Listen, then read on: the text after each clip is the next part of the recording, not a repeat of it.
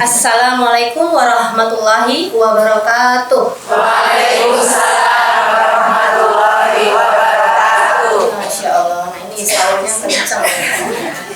Ya, alhamdulillah wa nasta'inuhu wa nastaghfiruhu wa na'udzu billahi min syururi anfusina wa min sayyiati a'malina. May yahdihillahu fala mudilla lahu wa may yudlil fala hadiya lahu. Asyhadu an la ilaha illallah wa asyhadu anna Muhammadan abduhu wa rasuluh. Allahumma shalli ala Muhammad wa ala alihi washabihi ajmain. Amma ba'du. Rabbi shrah li sadri wa yassir li amri wa hlul 'uqdatam min lisani yafqahu qawli. Alhamdulillahirabbil alamin. Hari ini kita sudah mencapai kira-kira 16 atau 17 ya. 16 hari, ada yang 17 hari ke-17. Alhamdulillahirabbil alamin, sudah separuh perjalanan. Akhir-akhir ini ujiannya lumayan ya Bu ya. Ujian dari dalam, ujian dari luar negeri, luar angkasa. Semuanya ini seperti dar-dar ya akhir-akhir ini. Ya alhamdulillahirabbil alamin. Hari ini kita masih terbangun dengan alarm HP kita mungkin masing-masing. Bukan terbangun dengan alarm peringatan bom atau bomnya sendiri. Ya. Teman saya yang di Qatar itu cerita memang sehari-hari mereka dengar. Jadi mau sahur itu ya udah sebelum sahur udah terdengar terus gitu, nggak bisa tidur gitu rasanya. Alhamdulillah kita nggak terbangun karena guncangan gempa ya, subhanallah. Beberapa pekan lalu ingat kita sempat jam 1, jam setengah 2 itu gempa. Tuh bayangkan ini kalau lagi anak-anak tuh susah banget dibangunin ya. Tuh jam segitu, ayo bangun. Kok gempanya kok nggak berhenti ini lama banget. Itu sudah was-was. Alhamdulillahirabbil alamin, hari ini kita masih bisa thalabul ilmi, sedangkan mungkin ada saudara kita yang dalam Ramadan ini di rumah sakit dengan selang infus, dengan selang oksigen, berjuang hidup dan mati. Yang penting aku sehat aja. Jadi kita masih bisa thalabul ilmi di sini. Alhamdulillah kita bisa melepas. Tadi ya suami kita mungkin kerja, anak-anak sekolah, nggak was-was. Sedangkan saudara kita di belahan lain mungkin mau melepas itu udah was-was. Mungkin ini yang terakhir kali karena nanti ada bom, ada udah setiap hari. Maka alhamdulillahirrahmanirrahim, seiring kita ini sering thalabul ilmi, insya Allah iman kita meningkat, kita jadi makin paham ternyata bukan kesempurnaan, tidak menunggu sempurna untuk bersyukur, tapi justru dengan kita mensyukuri apa yang ada itu, Allah akan membahagiakan kita. Ya, dengan bersyukur kita tuh jadi paham kalau ternyata finansial yang melimpah itu kalah sama keberkahan. Ya, jadi bukan kemewahan tapi rasa cukup yang kita perlukan sekarang. Dan rasa syukur dan iman itu yang sekarang ini mementahkan seluruh paham-paham yang sekarang menggerogoti umat manusia. Apa itu? Materialisme, sekularisme, kapitalisme, di mana yang penting adalah cuan. Yang penting ada cuan, keuntungan, kepentingan, kekayaan, kekuasaan. Yang sampai sekarang kita bisa lihat betapa manusia itu kok bisa ya sampai ibaratnya jomprong ke saudaranya sendiri. Yang penting aku kuat, yang penting aku menang, yang penting aku kaya. Kamu jatuh aja, kamu mati aja. Itu terjadi sekarang. Maka kebobrokan kapitalisme ini sekarang sangat nampak. Kalau kita jauh dari rasa syukur, hati-hati, jangan-jangan kita bisa termasuk dalam golongan itu. Dan alhamdulillah kita sering ngaji, kita sering mendapatkan ilmu. Insya Allah kita terhindar dari paham-paham semacam itu. Salam dan salawat mari kita haturkan kepada junjungan kita Rasulullah SAW, laki-laki manusia yang mulia, yang sudah dijamin masuk surga tapi masih mau berjuang untuk kita, masih mau gigih. Kalau enggak, kita enggak tahu kita tuh pagi itu mau berbuat apa sih, siang itu mau ngapain sih, sore malam itu mau apa, kita enggak tahu bahkan sampai itu. Tapi karena Rasulullah mau berjuang sampai hari ini, kita tahu bagaimana caranya menjemput hari akhir yang baik. Semoga semua kita yang di sini dan yang bersolat untuk beliau mendapatkan syafaatnya di hari akhir nanti. Amin. Ya. Alhamdulillah ini tadi kita sudah separuh perjalanan Ramadan. Ibu, kira-kira ini kita sudah berapa kali jadi alumni Ramadan? Sudah berapa kali jadi alumni Ramadan? 10? Ada 10? Masya Allah, berarti berapa umurnya? Berapa? Ada yang 20? Masih 20 ada? 20? 50, Masya Allah, sudah 50 kali Ramadan dilalui, 40 kali Ramadan dilalui, 30 Ramadan dilalui, ada yang 60? Ada, Masya Allah Ibu, luar biasa, 60 kali Ramadan. Sudahkah ada pernah merasa Ramadan ini yang paling baik? Atau masih selalu ada yang kurang? Jadi kita ini sudah berulang kali Ramadan, tapi sepertinya selalu tidak pernah ada yang sempurna gitu. Selalu setiap aku tuh kok kurang ini, ternyata di 10 hari kedua aku sudah banyak sibuk buka bersama misalnya. Aku sudah di 10 hari kedua kok agak-agak capek mau terawih gitu. Jadi keistiqomahan itu diuji di 10 hari kedua. Ya. Di situ adalah jadi 10 hari pertama biasanya masih ngegas, 10 hari ketiga itu sudah mau menjemput Lailatul Qadar, yang kedua ini ini waktunya untuk buka bareng. Ini waktunya untuk cari-cari sesuatu, untuk tadi mudik ya, untuk siap-siap nanti Lebaran, nanti mau apa-apa. Nah, biasanya ini dalam setiap Ramadan kita punya target-target tertentu. Ingat nggak kalau kita waktu kecil, target kita apa?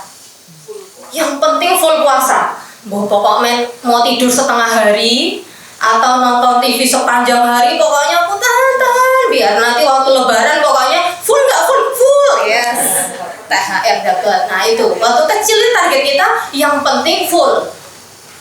Nanti semakin besar, ada nggak yang targetnya aku Ramadan kali ini mau tutup aurat, targetku mau tutup aurat, aku mau istiqomah tutup aurat, insya Allah di habis Ramadan kita tutup aurat, insya Allah. Ada yang targetnya mungkin mau sholat tepat waktu, ada yang targetnya mau khatam. Ada yang sudah khatam Ibu? Sudah khatam? Masya Allah ya, ini khatam ini memang kalau ibu-ibu ini luar biasa ya, karena kerjaan kita tuh kayak nggak berhenti-berhenti. Ya, jadi ada yang mau khatam 5 kali, aku target tahun ini 6 kali, 7 kali gitu. Terus targetnya aku mau itikaf, kali ini aku mau itikaf full. Banyak sekali target-target yang kita yang kita harapkan. Nah, untuk ibu-ibu, saya tuh kemarin lihat di beranda ini ya, timeline Instagram tuh ada kok kayak orang tuh kayak sakaratul maut gitu loh, kayak putih gitu, terus habis itu udah kayak zombie gitu, itu matanya gede-gede. Saya bingung, ini orang meninggal apa hidup? Saya pengen lihat, ternyata apa tulisannya? POV emak-emak saat Ramadan. Sampai kayak zombie Bu. Jam 2 sudah bangun menyiapkan sahur. Nanti menyiapkan sahur, bangunin anak-anak, bangunin suami, nyiapin sahur, beres-beres, subuhan, habis subuhan ini nyiapin yang bocil, yang kecil, mandiin, nyuapin yang kecil, habis itu ngantar sekolah. Habis ngantar sekolah ternyata sampai rumah harus diberesin ini itu kan, harus nyuci, setrika, apalagi nyiapin masak, ngaji bentar, habis itu udah ngapa-ngapain lagi, nanti jemput sekolah, habis jemput sekolah nanti nyuapin yang kecil, masih ngajak main, sore-sore anaknya kakaknya minta ngabuburit, ngabuburit, habis itu buka di rumah, nyiapin masak, habis itu terawih, nyiapin, beres-beresin, pulang tidurnya jam 11. Setiap hari kayak gitu, repeat 30 hari, zombie itu makanya.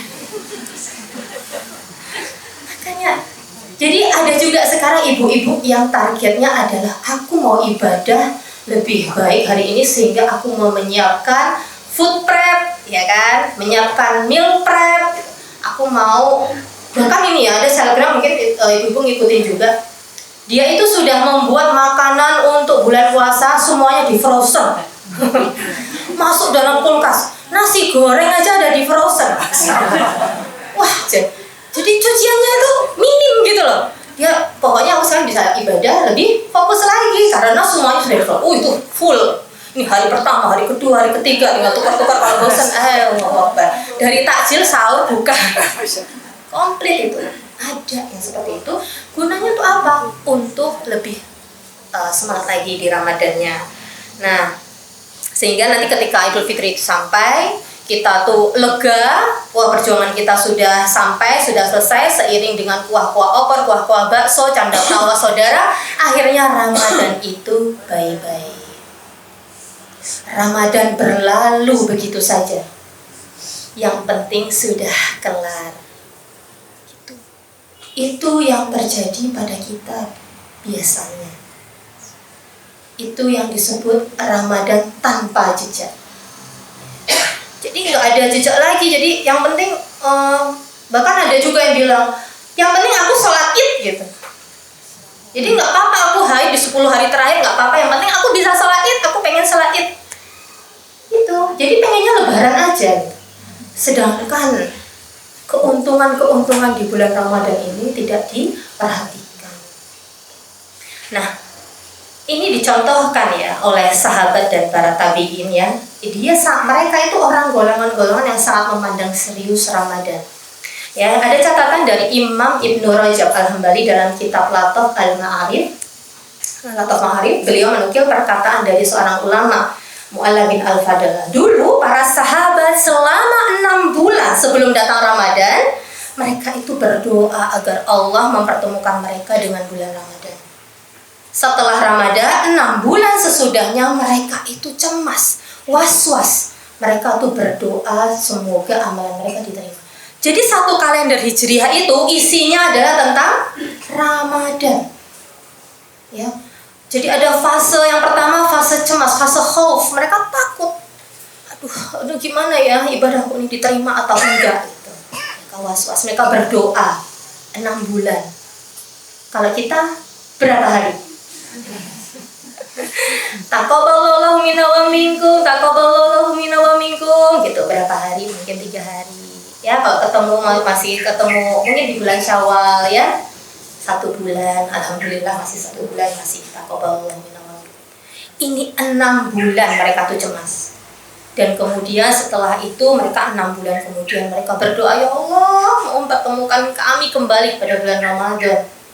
Dan mereka mempersiapkan fisiknya, mereka mempersiapkan amalannya, zakatnya, supaya apa semua orang fakir miskin semua agar bisa Ramadan dengan tenang gitu. Jadi mereka mendahulukan zakatnya. Jadi masya Allah, kalau Ramadan dipersiapkan seperti itu, maka ketika Ramadan itu mencapai puncak-puncaknya ibadah. Kita bisa bayangin, di hari pertama biasanya lemas nggak? Iya. Kalau dadaan, kalau sudah dipersiapkan 6 bulan sebelumnya, mereka sudah latihan fisiknya, sudah biasa puasa, maka ketika Ramadan hari pertama gas, langsung ibadah, nggak ada tuh tilawah ngantuk tidur. Ya memang godaannya orang puasa itu bukan makan minum lagi ya, ngantuk. Sama ya, memang ngantuknya itu luar biasa. Ya, nah kalau para sahabat itu sudah 6 bulan, kita kira-kira prepare-nya berapa? Biasanya bulan Rajab, Sya'ban, ya, 2 bulan. 6 bulan ngapain? 6 bulan sebelumnya ngapain? Ada yang bisnis ini, fashion, baju muslim. Itu biasanya 6 bulan tuh prepare-nya. Tren lebaran tahun depan itu apa? Nah itu biasanya udah 6 bulan sebelumnya itu. Trennya apa? Ayo kalau mau PO sekarang. Oh udah PO. Buat keluarga jangan sampai kehabisan. Itu 6 bulan sebelumnya. Ya subhanallah ya, jauh banget ya kita sama generasi para sahabat. Nah, karena apa kok bisa para sahabat itu sampai segitunya sama Ramadan? Karena Ramadan itu tidak mungkin tanpa makna. Ramadan itu ketika diperintahkan di tahun 2 Hijriah, itu para sahabat itu berlomba bertanya-tanya, apa ini ibadahnya bagaimana, apa yang harus kami lakukan, apa yang tidak boleh, apa yang boleh. Mereka bertanya bagaimana, apa maknanya? Ya, mereka bertanya-tanya apa maknanya. Karena Allah itu memiliki sifat Al-Hakim, ya, Maha Bijaksana, Al-Alim, Maha Mengetahui. Semua yang terjadi, semua yang diperintahkan, semua yang dilarang pasti ada maknanya, ada ibrahnya. Tidak ada yang sia-sia. Kalau tidak kita dapat ibrahnya, maka kita yang sia-sia. Lalu apa sebenarnya maknanya? Supaya kita itu, kalau dengan fikihnya insya Allah ibu-ibu sudah banyak ilmunya. Puasa bagaimana, sholat tarawih bagaimana, kemudian tahajud bagaimana, itu insya Allah sudah banyak fikihnya. Tapi bagaimana cara menyelesaikan Ramadan ini bukan hanya dengan fikihnya, tapi juga mindful, juga masuk ke dalam hati, masuk ke dalam diri, sehingga Ramadan ini nih kayak nyetak di dalam diri kita, membentuk pola-pola yang bisa kita gunakan di kehidupan di bulan-bulan selanjutnya. Jadi enggak babai begitu saja, ya. Jadi seharusnya ini tuh jadi lahan untuk latihan gitu. Latihan ini sehingga terbentuk cetakan-cetakan, dan cetakan ini kita gunakan untuk di bulan-bulan berikutnya. Jadi jangan biarkan Ramadan itu berlalu begitu saja. Baik. Jadi goalnya Ramadan itu apa, ibu-ibu? Bertakwa, ya. Ya ayyuhalladzina amanu kutiba alaikumusyamu kama kutiba alal ladzina min qablikum la'allakum tattaqun. Ya ayyuhalladzina amanu, untuk orang-orang yang beriman. Baik orang yang imannya kuat, imannya sedang-sedang, atau imannya setipis tisu. Iya, semuanya tuh dipanggil sama Allah. Akan diberikan Ramadan tempat untuk beribadah, tempat untuk diampuni dosanya, untuk menjadikan la'allakum tattaqun, menjadikan kamu bersungguh-sungguh menjadi orang yang bertakwa. Ingat ya, kalau kita sekolah dulu, itu yang diikutin lomba-lomba biasanya yang apa? Pintar-pintar doang kan, yang juara-juara aja, yang sedang-sedang, yang biasa-biasa aja, ya udahlah melipir gitu ya. Gak ada kesempatan, kalah aja, udah kalah aja lah sama yang pintar-pintar. Ini Allah kasih semuanya kesempatan. Ya. Semuanya mempunyai kesempatan yang sama untuk meraih apa? La'allakum tattaqun. La'allakum tattaqun itu apa? Untuk menjadikan. La'allakum itu artinya kalau hanya kamu yang bersungguh-sungguh. Kamu bersungguh-sungguh untuk menjadi orang bertakwa. Nah, itu nanti perbedaannya. Ketika iman kuat dan iman setipis tisu, maka biasanya keistiqomahannya akan diuji di situ. Bisa enggak itu nanti mencapai derajat takwa, ya? Nah, kalau orang yang tidak paham, reward takwa itu pasti rasanya biasa aja, ya kan? Kamu nanti jadi orang bertakwa loh kalau habis puasa. Terus orang yang nggak ngerti, emang kenapa tuh kalau takwa? Emang ngapain? Sedangkan kita, alhamdulillah Allah beri petunjuk di dalam Al-Quran di dalam surat At-Tolak ayat 2-5. Di situ disebutkan bahwa orang yang bertakwa yang pertama akan diberi jalan keluar dari segala kesulitan. Akan diberi rezeki yang tidak disangka-sangka. Rezeki bukan hanya dari gaji, ya. Rezeki bukan hanya nunggu pemberian. Rezeki dari Allah itu tidak bisa kita sangka-sangka. Bahkan kalau kita menyangka-nyangka, oh nanti paling dapat rezeki ini nih, aku nanti kelarisan ini nih. Enggak. Kadang-kadang Allah tuh enggak mau ditebak loh. Akan lewat jalan yang tidak disangka-sangka. Kemudian Allah akan mudahkan seluruh urusannya. Allah akan hapus dosa-dosanya dan Allah akan lipat gandakan pahalanya. Itu di dunia. Sedangkan nanti di akhirat orang-orang bertakwalah yang bisa masuk ke dalam surga. Jadi orang-orang mukmin ini harus berlomba-lomba, nggak bisa cuma mukmin aja terus semuanya akan dimudahkan sama Allah. Ternyata kita harus bertakwa. Takwa itu apa? Menjalankan perintahnya dan menjauhi larangannya. Maka kita bisa paham ya. Ramadan ini jangan sampai kita sia-siakan. Ramadan ini artinya apa itu? Aslinya dari kata rondo. Rondo itu artinya panas yang membakar. Artinya seluruh dosa-dosa akan dibakar oleh Allah. Ya, seluruh dosa-dosa itu akan dibakar sama Allah. Dosa kita itu banyak ya, Bu. Dosa maksiat sengaja maupun tidak sengaja. Ada juga kita sudah solih-solihin banget kita ini menjaga dari segala maksiat. Tapi ada loh, Bu, yang namanya dosa jariah.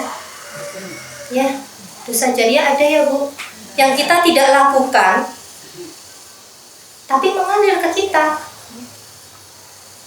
Coba kita lihat di berita kriminal setiap hari. Ada nggak pembunuhan di negeri ini? Ada pembunuhan. Apa perintahnya Allah untuk orang yang membunuh?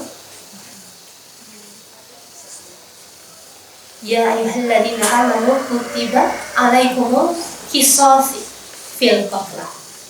Untuk orang-orang yang membunuh, qisaslah mereka. Wasariqu wasariqatu faqta'u aydiyahum.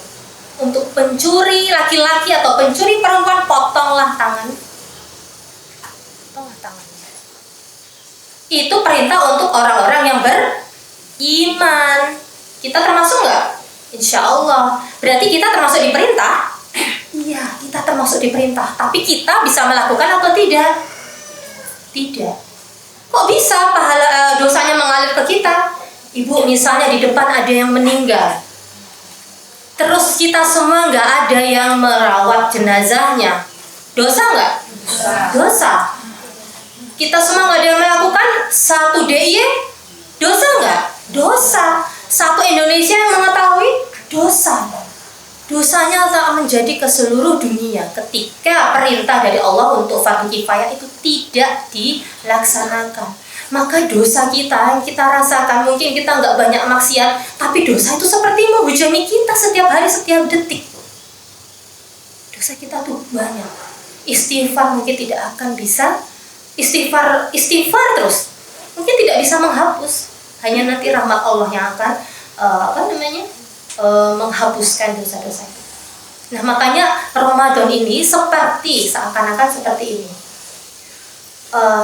Ada kebakaran besar gitu. Nah, di bulan-bulan biasanya nih kayak cuma dikasih selang air nih, cut gitu ya. Mati nggak? Nggak mati. Tapi di bulan Ramadan seperti pemadam kebakaran. 10 pemadam kebakaran setiap hari. Setiap hari, setiap saat. Ya, Allah menjanjikan di dalam hadis riwayat Muslim, ada sholat 5 waktu, mengerjakan sholat Jumat kepada Jumat yang lain, berpuasa Ramadan, itu adalah penghapus dosa. Jadi ketika kita berpuasa ini, insya Allah kita dihapus dosanya terus, Bu, dicuci terus, disiram terus sama Allah. Kemudian di dalam hadis riwayat Bukhari Muslim, barang siapa yang berpuasa pada bulan Ramadan karena iman dan karena berharap pahala, niscaya diampuni untuknya dosa-dosa yang telah lalu. Barang siapa yang bangun malam sholat tarawih di bulan Ramadan karena iman dan berharap pahala, maka diampuni dosanya yang telah lalu. Dan juga barang siapa yang bangun malam pada Lailatul Qadar karena iman dan karena berharap pahala, maka diampuni dosanya yang telah lalu. Jadi kita pagi, siang, sore, malam, pagi lagi, itu tuh Allah menyiram seluruh dosa-dosa kita. Harusnya kita bersih nggak? Harusnya kita bersih. Kalau kita mohon ampun ya, insya Allah kita mohon ampun harus bersih. Permasalahannya ya, Bu, ada hadis yang berikutnya. Jibril alaihissalam berkata kepadaku, sungguh sangat merugi seseorang yang ia masuk ke dalam bulan Ramadan lalu keluar meninggalkannya sebelum ia mendapatkan ampunan. Lalu Rasulullah SAW mengucapkan amin. Artinya, ada nggak yang seperti itu? Ada. Kalau Jibril sudah mengingatkan seperti itu, Rasulullah mengamini, artinya ada, Bu, yang celaka seperti itu. Ada yang merugi, yang merasa dia sudah punya banyak sekali amalan, sudah dapat banyak sekali ampunan, ketika di padang mahsyar, mana ya Allah ini amalan ibadahku, dia menghisap ya, mana amalan ibadahku di bulan Ramadan? Ternyata tidak ada. Ternyata tidak ada. Muspro. Padahal kita sudah alumni Ramadan berapa kali? Berpuluh-puluh kali, alhamdulillah. Tapi ternyata amalan kita waktu kita tagih, ya Allah kok gak ada. Lalu apa sebabnya? Ya. Jangan sampai Ramadan ini hanya jadi ajang mengulang kecelakaan. Kalau kita tidak tahu, ya. Kalau gagal panen itu mungkin masih bisa ngulang. Kalau bangkrut, gagal usaha masih bisa bangkit lagi. Tapi kalau gagal di Ramadan, itu malah kehilangan seluruh kesempatan dan kita tidak tahu kapan akan bertemu dengan Ramadan lagi atau tidak. Jadi ya, ternyata kita sering menargetkan tilawah, menargetkan itikaf, menargetkan tarawih. Ternyata itu cara Allah. Itu cara Allah untuk kita mendapatkan makna. Makna apa yang pertama? Kita perlu mendapatkan ampunan dari Allah. Dan ampunan tidak akan mengalir kepada hati yang tinggi, ibu-ibu. Ya, ketika kita sudah khatam 3 kali, kita lihat teman, kamu belum khatam. Kesian banget ya, kok dia belum khatam. Aku udah khatam 3 kali. Alhamdulillah ini kali. Sering nggak terbesit kadang-kadang karena itu setan bisikan manusia sendiri gitu, bisikan kita sendiri. Tiba-tiba, kasihan ya, untung aku udah selesai. Kita itikaf, kayaknya ini Lailatul Qadar nih, Lailatul Qadar ini malam 27. Kok bisa-bisanya ya dia tuh masih sibuk kerja aja bikin kue kering. Kering masih sibuk aja, ini udah 2 hari Ramadan. Iya. Itu manusiawi, Bu. Manusiawi itu. Jadi kita kadang tuh tidak tahu orang yang mungkin sedang sibuk kerja pada saat malam Lailatul Qadar itu dia harus berjuang untuk keluarganya. Dia berjuang untuk anak-anaknya, untuk bisa makan besok, mengingat negara kita bukan seperti zamannya Rasul dulu yang ada Baitul Mal. Semua harus berjuang sendiri-sendiri. Mungkin pada saat dia bikin kue kering itu dia menuangkan sambil istighfar, sambil menangis, aku pengen itikaf ya Allah, tapi aku gak bisa. Allah mencintai orang-orang yang merasa rendah, merasa kurang. Jadi Allah itu gak akan datang kepada hati-hati yang tinggi. Walaupun kadang-kadang ujiannya orang-orang yang berilmu adalah sudah ibadah gitu. Ada sebuah kisah ya Bu. Ada seorang alim ulama. Waktu itu dia sedang sholat jamaah, sholat duhur. Waktu lagi sholat, habis sholat dia melihat di sampingnya ada orang sedang berdoa, dia sampai menangis. Jarang ya Bu, siang-siang sholat duhur itu sampai nangis gitu. Biasanya itu di tengah malam, biasanya tahajud itu nangis. Nah itu alim ulama itu melihat itu kok nangis gitu, sampai gugup gitu. Terus si alim ulama ini batin, ini kenapa sih nggak bisa nahan sampai malam, masa siang-siang nangis kayak gini di masjid. Semua orang melihat kayak dia yang paling alim gitu. Kebersit gitu aja. Dah, habis itu pulanglah dia. Dia tahajud seperti biasanya. Ketika tahajud, dia heran, kok aku gak bisa nangis ya. Terus di zaman itu para ulama itu ya berpendapat kalau lembutnya hati itu dinilai dari air mata. Diterimanya ampunan itu kalau ada air mata. Sampai sehari, 2 hari, 3 hari, 1 minggu dia merasa aneh. Kenapa aku gak bisa nangis? Sampai Allah tuh belum membuka, sampai 1 bulan kemudian Allah tiba-tiba ingatkan dia. Ingatkan dia akan kejadian, dia batin tok ya, gak ngomong loh. cuma batin. Langsung dia astagfirullahalazim, saat itu aku batin orang yang nangis saat sholat duhur. Langsung pada hari itu juga dia cari orang itu di masjid itu. Dia masih ingat wajahnya, dia cari sampai ketemu, akhirnya dia ketemu dan dia langsung minta maaf pada orang itu. orang itu bingung. Ini kan orang ulama ya, ini seorang ulama, kenapa minta maaf sama aku? Padahal dia tuh tahu ini terkenal, ulama terkenal. Kenapa minta maaf?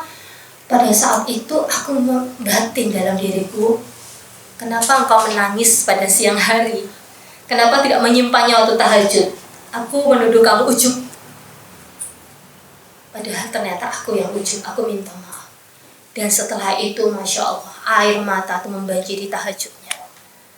Jadi sebegitu dekatnya ya seorang alim ulama itu sama Allah sampai ditegur seperti itu. Coba kalau kita, Bu, belum tentu kita langsung ditegur sama Allah seperti itu. Ya, itu karena apa? Karena kedekatan beliau dengan Allah begitu dekat, idroksilabilahnya kuat gitu. Sedangkan kita ini apa? Kita belum tentu diingatkan seperti itu. Diingatkan pun kita nggak paham, nggak dong gitu. Dikira ini ujian. Padahal ini adalah hukuman. Nah, maka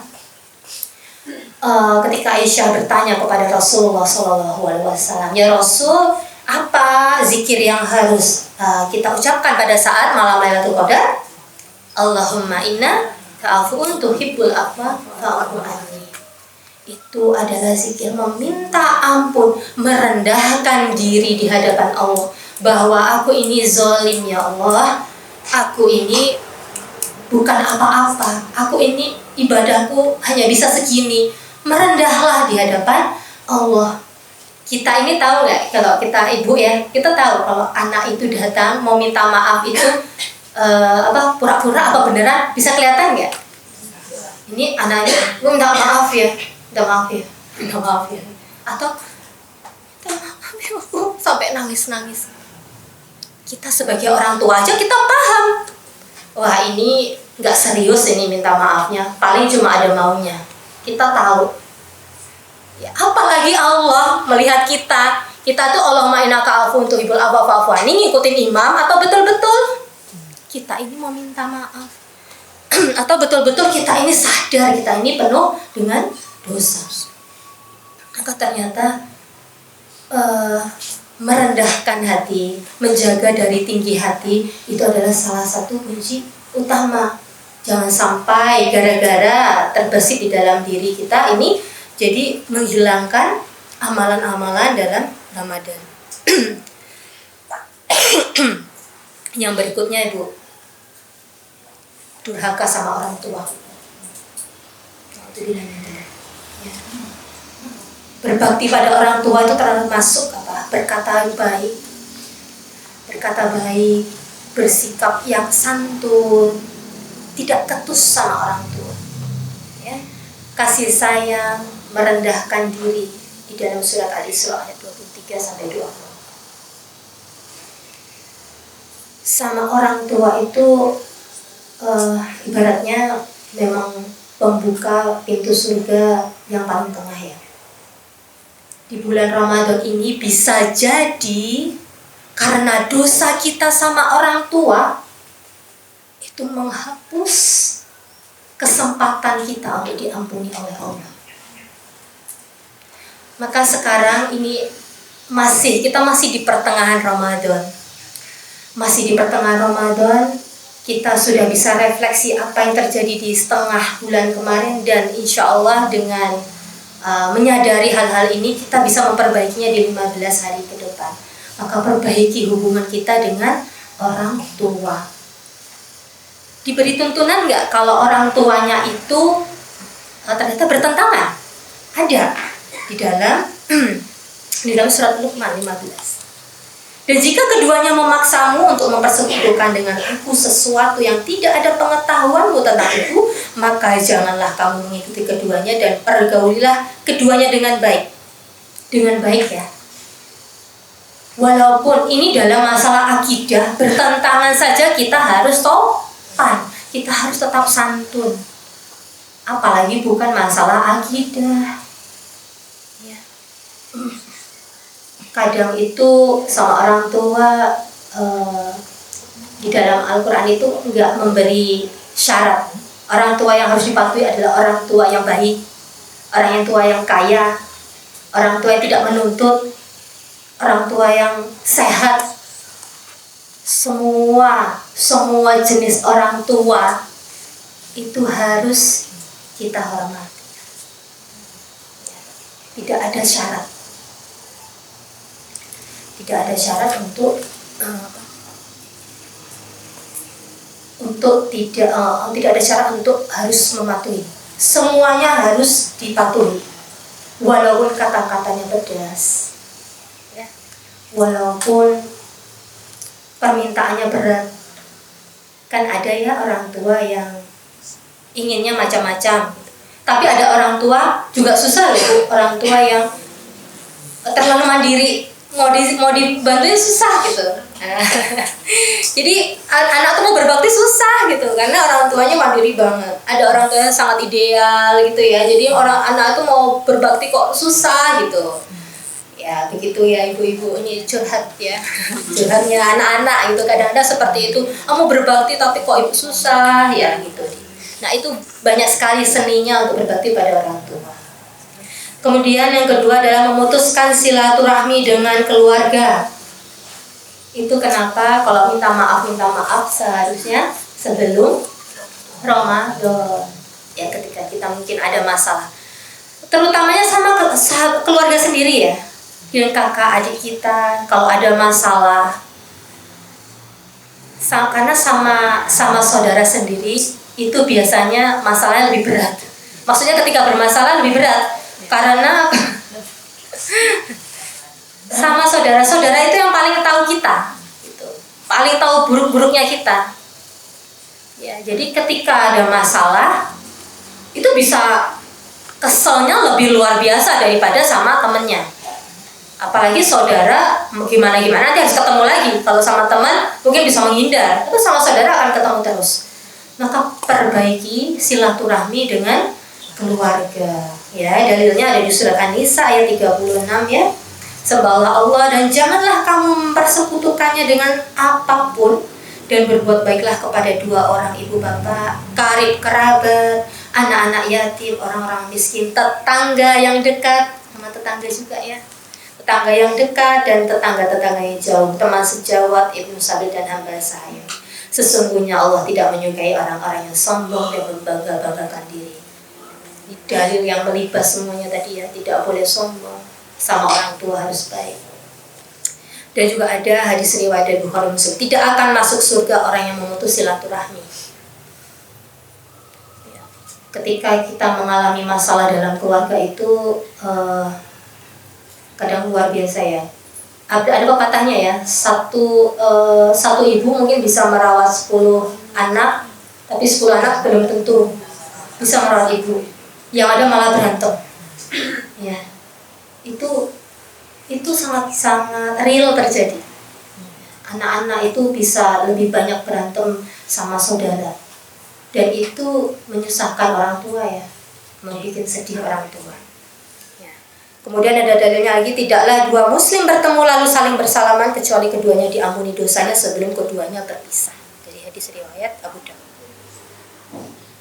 Yang berikutnya adalah orang yang minum khamar. Ada nggak yang sahurnya khamar gitu? Ada Bu. Ya insya Allah kita terhindar ya, khamar dan sejenisnya. Kemudian terakhir orang yang menyimpan rasa dendam.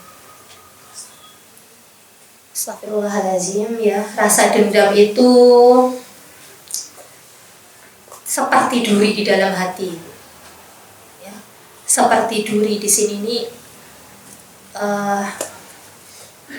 Kita itu menyimpan, tapi kita itu sebenarnya merusak diri sendiri, menyimpan dendam. Tapi memang untuk kejadian-kejadian yang pernah kita lalui, mungkin ada yang menyebabkan sangat-sangat sakit hati di dalam diri.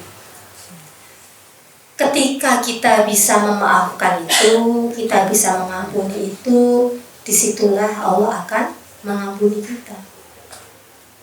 Untuk kita yang pernah mengalami rasa itu, kita tahu pasti sungguh berat untuk melepas dendam. Ya, maka ketika dendam itu terlepas, aku sudah ikhlas, itu Masya Allah balasan dari Allah itu luar biasa. Ya. Nah, itu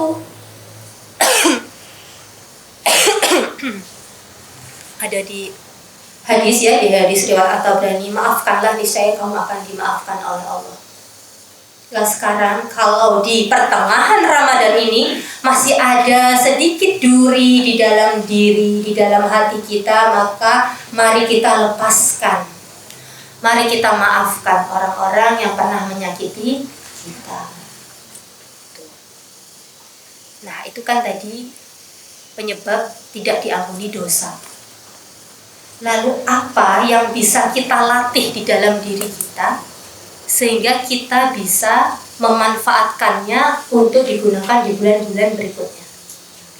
Yang pertama, jaga hati. Kedua, sabar. Ya, sabar. Ramadan itu melatih kita untuk sabar. Kadang kita itu belajar sabar itu kalau sudah terpaksa. Harus kita mau belajar sabar tuh gimana kalau nggak diuji? Iya. Jadi kalau udah diuji baru kita harus belajar sabar. Pengennya itu belajar sabar dulu sehingga ketika ujian itu kita siap gitu. Tapi kenyataannya ujian itu datang baru kita harus belajar sabar gitu. Padahal ada hadis riwayat ada hadisnya. Ketika itu seorang wanita itu ada di dalam di pemakaman, dia menangisi makam suaminya. Kemudian Rasulullah datang lewat. Rasulullah bilang apa? Sabarlah saudariku. Si perempuan ini nggak lihat siapa yang lewat. Jadi dia bilang apa? Kamu tidak tahu apa yang aku alami. Lalu Rasulullah beranjak pergi dari situ. Dan lalu kemudian si perempuan itu dikasih tahu sama orang, kamu tahu nggak? Tadi itu yang lewat Rasulullah loh. Ya Rasulullah. Langsung si perempuan itu datang ke rumah Rasulullah, langsung menutup pintu. Rasulullah, saya tidak tahu kalau tadi itu yang datang adalah engkau. Rasulullah bilang apa? Sabar ada pada pukulan pertama. Sabar itu pada pukulan pertama, nggak bisa terus udah marah-marah, ya udah aku sabar sekarang, gitu. Udah marah-marah, udah ngomel-ngomel, udah ngomel sama anak-anak terus, aduh sabar. Nah itu udah sabar, tapi pukulan kedua itu. Jadi sabar itu udah pukulan pertama, artinya kita harus berlatih. Ternyata sabar itu harus dilatih. Bukan menunggu ujian datang baru kita belajar sabar. Tapi sabar itu dilatih. Dengan apa? Dengan puasa di bulan Ramadan ini. Ya, kita menahan lapar, kita menahan haus. Sesuatu yang mubah biasanya, tapi kita harus menghindarinya.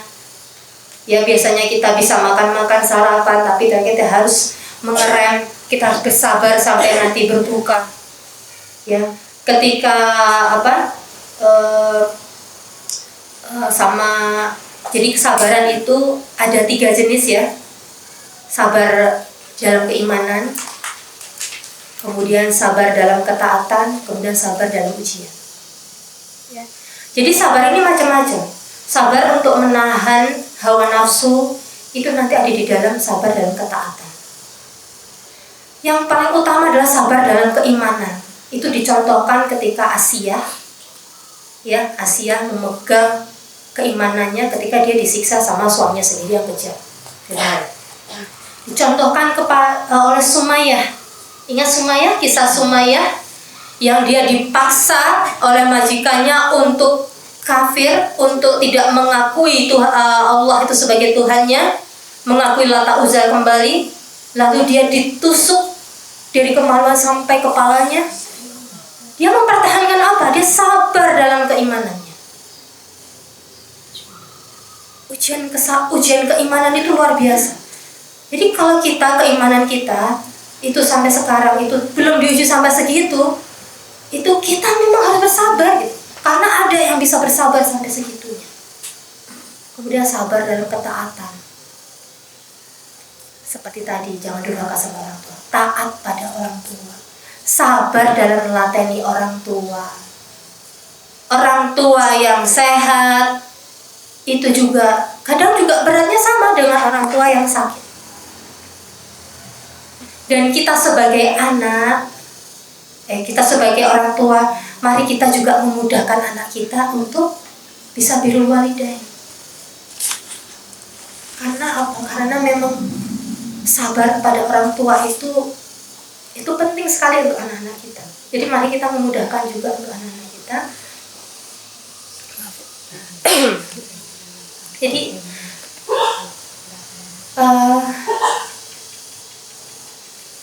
Jadi orang tua itu banyak seninya ya, karena orang tua itu sudah banyak pengalaman, sudah lebih banyak pengalaman dari anak.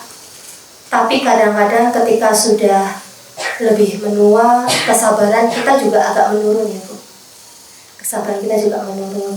Sehingga kita kalaupun sudah semakin berusia pun kita tetap harus menuntut ilmu supaya kita itu dapat ilmu untuk bersabar itu tadi. Ternyata luar biasa, semakin tua itu ternyata makin banyak juga ujiannya. Bukan hanya orang muda, bukan hanya anak-anak. Ternyata semakin tua kita tuh juga semakin diuji. Nenek saya ada yang umurnya 91 tahun. Bahkan beliau itu bertanya-tanya kapan aku meninggal. Tidak sabar. Ini tuh sudah meninggal, ini sudah meninggal karena beliau sakit. Ini sudah meninggal, ini sudah meninggal, ini sudah, aku belum meninggal sendiri. Sampai umur 90 sekian tahun, beliau justru sudah kehabisan tenaga untuk hidup. Karena sudah ditambah dengan sakit yang berbagai macam. Ternyata dalam keadaan seperti itu, anak itu kan diuji. Itu pasti luar biasa perjuangannya untuk menjaga orang tua seperti itu. Anak itu benar-benar harus bisa melatih ketika orang tua itu marah, ketika orang tua itu ada aja kadang lucu gitu ya, gemesin gitu. Kadang permintaannya luar biasa. Jadi sebagai anak itu anak yang menjaga orang tua itu makanya mendapat surga yang paling tengah itu karena itu. Kadang-kadang anak yang jauh itu malah lebih disayang, lebih diharap-harap, betul nggak?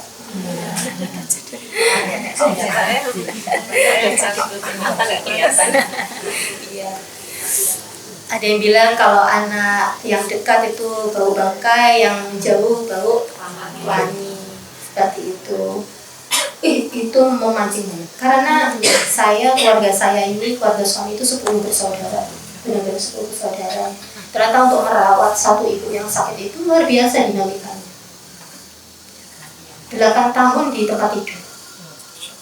8 tahun di tempat tidur, tidak bisa berbicara. Dalam keadaan tidak bisa bicara. Sepertinya tidak repot ya Bu, karena nggak bisa menuntut banyak. Tapi ternyata nggak bisa. Ternyata Allah menguji kesabaran anak-anaknya juga.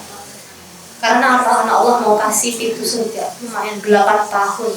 Anak-anaknya diuji untuk bisa berbakti sama orang tua yang tidak banyak permintaan. Dan yang kedua lagi, sabar sama anak-anak.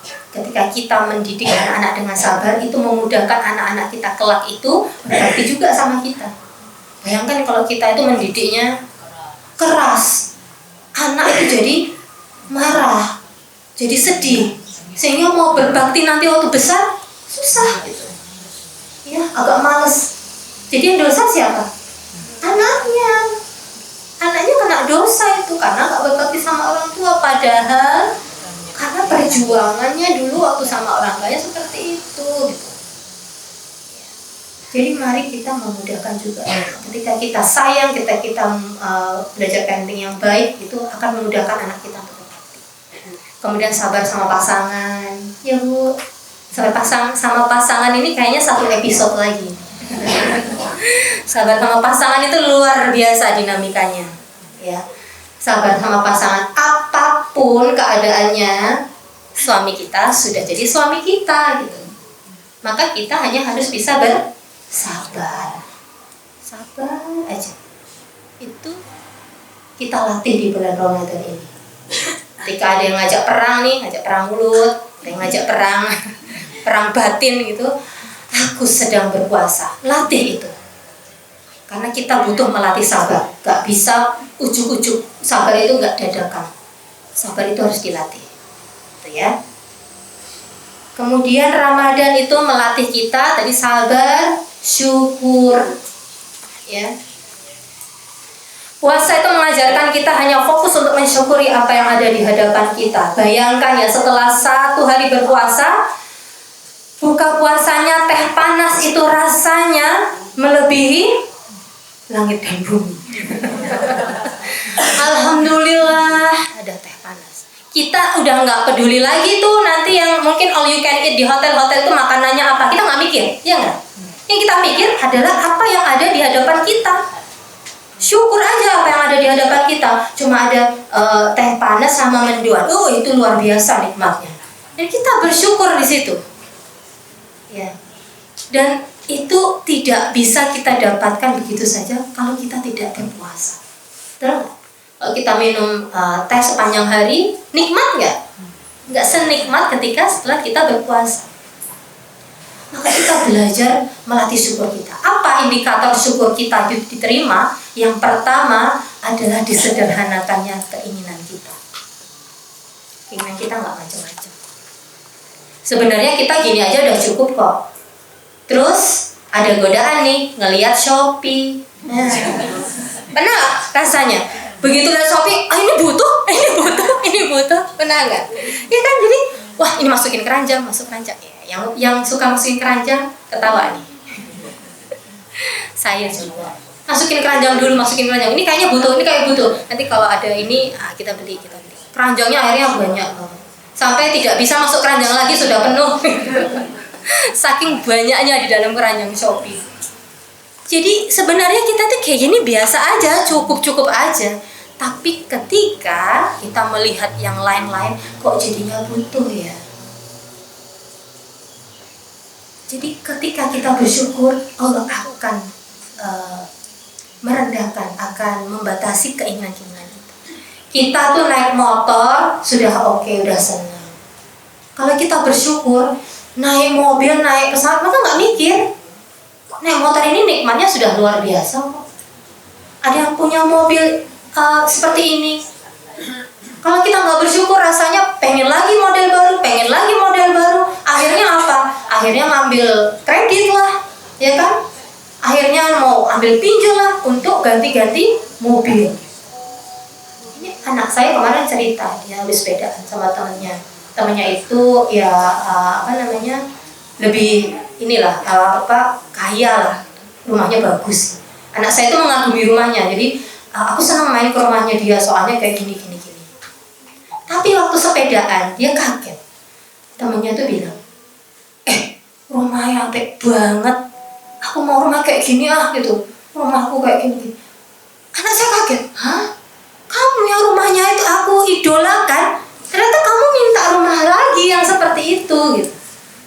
Dia kaget, dia cerita sama saya, Bu, masa sih ngomongnya kayak gini, padahal rumah itu udah bagus ya Bu ya. Oh ternyata ya itu namanya manusia. Manusia itu gak akan ada habisnya kalau tidak bersyukur. Ya, yang pertama indikatornya adalah disederhanakan keinginan duniawi kita. Yang kedua adalah dicukupi kebutuhan kita.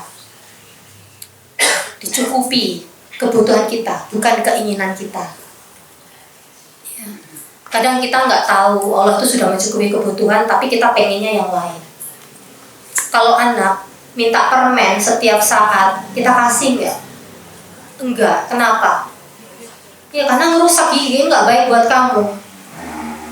Ini adalah keinginanmu, bukan kebutuhanmu. Sama kita yang sudah dewasa, kadang-kadang itu kita seperti anak kecil itu. yang minta permen setiap hari. Padahal ternyata itu tidak baik untuk kita. Tuh, maka Allah itu mencukupi kebutuhan kita, tapi tidak mencukupi semua keinginan kita. Dan dengan dicukupinya kebutuhan itu, maka kita tambahlah rasa syukur kita, ya. Karena memang dalam keinginan kita tidak selalu mengandung kebaikan. Kalau ayah saya almarhum itu berpesan, hati-hatilah dengan keinginanmu, karena tidak mesti ketika terkabul kamu kuat menanggungnya. Saya masih bingung waktu itu, tapi ternyata benar. Saya berdoa minta sabar sama Allah, ternyata Allah kasih ujian. Itu bapak saya. Iya, itu makanya kamu berhati-hati. Terus gimana ya berdoa? Berdoalah, dikuatkan terus sama Allah. Berdoa agar bisa terus bersabar dan bersyukur, karena ternyata bisa bersyukur sendiri itu adalah nikmat, ya. Rasa kecukupan. Yang berikutnya adalah Ramadan mengajarkan kita kalau kebutuhan dunia itu enggak banyak, kita enggak butuh dunia itu banyak-banyak. Kalla bal tuhibbunal ajilah wa tadarunal akhirah. Kalian sekali-kali manusia ini sangat mencintai dunia dan melupakan akhirat. Ya. Hawa nafsu dan godaan setan itu membuat seluruh dunia ini seakan gak cukup untuk memenuhi kebutuhan kita.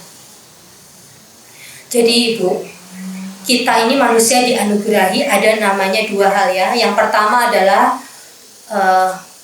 kebutuhan jasmani, ya, hajatul udhawiyah, dan yang kedua adalah naluri atau ghariza. Jadi kebutuhan jasmani ini seperti makan, minum, tidur, ya. Kalau makan dipenuhi, maka dia puas. Tapi kalau tidak dipenuhi, gimana kalau nggak makan, nggak tidur? Mati. Ya. Manusia kalau nggak bisa makan, nggak minum, nggak tidur, mati. Itu makanya namanya kebutuhan jasmani. Ciri khasnya adalah ketika sudah terpenuhi, dia akan cukup. Contoh, Ibu waktu buka puasa saya kasih bakso. Lalu saya tanya, gimana Bu? Nikmatnya, berapa rate-nya 10/10. Enak banget. Karena enak banget saya kasih lagi. Rate-nya berapa? Jadi 8/10. Saya kasih yang ketiga, tinggal 2/10. Saya kasih yang keempat, udah muntah saya, udah gak sanggup lagi makan terus. Itu contoh. Jadi makan, tidur, minum, itu ada batasannya. Kebutuhan kita itu ada batasannya. Ketika kita tidur sepanjang hari, enak gak badannya? Gak enak. Gak enak, pasti pegel-pegel juga. Padahal kalau tidur pada saat ngantuk banget, enak banget. Jadi semua ada porsinya. Beda dengan naluri. Naluri ini ada naluri ghariza ya, naluri berkasih sayang, naluri mempertahankan diri, termasuk mau kaya, termasuk mau hebat, termasuk mau cantik, ya. Maaf ya teman-teman, sekarang ini banyak banget kampanye banyak banget selebgram yang mencontohkan operasi plastik. Operasi plastik. Dia sudah diberi sama Allah, ya apapun ya, cantik itu kan relatif ya, sudah diberi ini, tapi selalu merasa kurang. Orang yang operasi plastik itu bisa nggak puas 1 kali 2 kali, candu itu, ya. Ada yang sudah ini tarik sini, dia ambil dari batuk, ternyata batuknya setelah berapa bulan bolong, ya. Harusnya ditambah lagi, tambah dari paha, cantolin sini lagi. Nanti di sini ternyata nggak seimbang, nggak simetris, ambil lagi. Ternyata ini dengan kayak gini jadinya ini pipinya melorot, keluarnya tarik lagi. Itu terus-terusan. Dan sekarang nggak malu-malu lagi ya. Kalau dulu ditanya, artis-artis tanya, kamu operasi plastik ya? Itu malu-malu.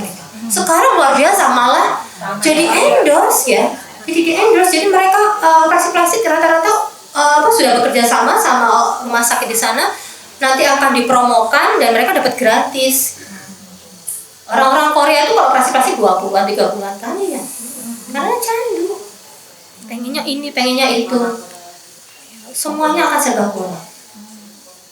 Contohnya lagi, kita lagi gak butuh apa-apa, ternyata di luar tulisannya diskon 90%, langsung jadi butuh semua, langsung jadi pengen semua. Itu termasuk dalam kategori naluri hawa nafsu. Nah, hawa nafsu ini ketika tidak dipenuhi maka dia akan gelisah saja. Misalnya tidak menikah, ya akan gelisah aja, dia nggak mati, tapi gelisah aja. Tapi ketika dipenuhi dia akan kecenderungannya akan mencari-cari lagi. Maka bagaimana untuk membatasi keinginan itu? Kita perlu yang namanya syariat. Makanya di dalam syariat Islam itu dikasih batasan. Bagaimana dalam pernikahan, bagaimana kamu dalam bermuamalah, ya, bagaimana kamu mendidik anak, bagaimana kamu mengambil hukum terhadap orang lain, itu ada syariat. Sehingga keinginan kita ini akan terrem gitu. Keinginan kita akan direm oleh aturan-aturan yang diberikan kepada Allah. Bayangkan kalau tidak ada aturan dari Allah, apa yang terjadi? Yaitu Israel sama AS sekarang. Punya syariat nggak? Punya aturan nggak? Mau nggak diatur sama Allah? Nggak mau. Mereka punya batasan sendiri yang berdasarkan apa? Hawa nafsu. Itu benar-benar terjadi di muka kita. Kita bisa lihat betapa keserakahan dan kesombongan dan kebodohan itu membuat perpecahan, membuat nyawa tertumpah. Dan itu bisa terjadi pada manusia-manusia yang tidak bisa membatasi keinginannya, hawa nafsunya. Ya.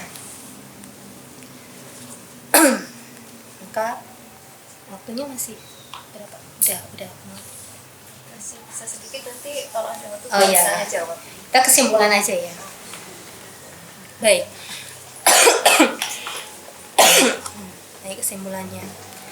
Mumpung ya kita masih di separuh Ramadan, ibu-ibu semua, teman-teman semua, mari kita perbaiki diri. Kita introspeksi diri. Kira-kira Ramadan yang sudah berlalu sekian hari ini, kira-kira kita maksimal nggak? Kira-kira apa yang membuat mungkin kita tidak diampuni? Dan ini kita masih ada kesempatan untuk memperbaiki. 14 hari ke depan, insya Allah masih beri kita kesempatan untuk menjalankan bulan puasa, menjalankan ibadah di bulan Ramadan. Mari kita berlatih menjaga hati kita, melatih kesabaran kita, melatih syukur kita, melatih rendah hati kita. Karena tidak ada yang mendadak, semuanya harus dilatih. Ya, semua dilatih. Karena memang dalam masalah kehidupan, banyak sekali masalah kehidupan diakibatkan karena kita merasa lebih tinggi dari orang lain. Kita merasa lebih berhak daripada orang lain. Kita merasa lebih hebat dari orang lain. Dan itu menjadikan masalah dalam kehidupan kita. Kemudian mari kita memperbaiki hubungan kita dengan orang tua, dengan saudara-saudara kita, dan bantu juga anak kita untuk bisa berbakti kepada kita, untuk kelak memudahkan dia juga untuk masuk ke dalam surga. Selalu latih sabar kita, karena orang yang sabar diuji dengan ekonomi belum tentu sabar diuji dengan kesehatannya. Walaupun sama-sama sabar, orang yang diuji, yang dia bisa ternyata diuji dengan ekonomi, ternyata dia nggak bisa diuji dengan tetangganya. Ternyata sabar itu muncul, latihan sabar itu muncul dari berbagai aspek, dari berbagai hal. Dan kita harus siap belajar sabar dengan berbagai hal tersebut. Gitu ya. Orang yang bersyukur, ternyata syukur itu juga harus dilatih. Mari kita jeli-jeli membuka mata, apa sih nikmat-nikmatnya Allah yang sudah sampai pada kita, yang mungkin nggak kita sadari. Kita sekarang kita bisa bernafas tanpa ada tabung oksigen aja udah luar biasa. Coba kalau oksigen ini kita harus beli. Coba kalau oksigen ini nggak cukup untuk seluruh penduduk di di muka bumi. Kita rebutan oksigen loh. Oksigenmu, oksigenku. Bisa rebutan kita. Tapi Allah beri kita cukup oksigen. Ya, Allah beri kita cukup sinar matahari, Allah cukup hujan, Allah cukupkan semuanya. Dan kita tuh kadang-kadang nggak ngerti, nggak jeli dengan apa-apa yang sudah diberikan oleh Allah dalam hidup kita. Ya, maka mari kita latih terus karena kebutuhan dunia itu sebenarnya nggak banyak, tapi dunia itu menyilaukan. Begitu yang dapat saya sampaikan. Jika ada pertanyaan, monggo. Wabillahi taufiq wal hidayah. Wassalamualaikum warahmatullahi wabarakatuh.